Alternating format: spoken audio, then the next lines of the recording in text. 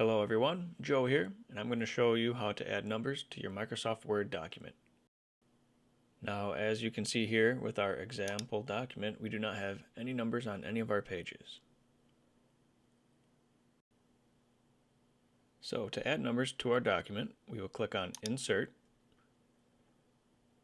and then we'll head over to Page Number. And as you can see, we have a few options. We can add to the top, the bottom, or page margins. Here we'll add to the bottom, and our options are the left, the center, and the right. I'm going to choose the center. So what this did is it created a footer and shows our number here. So let's go and close the header and footer. But as you see, we still have 0 as our first number for this first page. So to fix this, let's click on Insert again and go back to Page Number. And then we'll go to Format Page Numbers. And here, where it says Start At, we can change this to 1. Click OK. And then now you see our page number starts with 1. And then the following pages are numbered accordingly.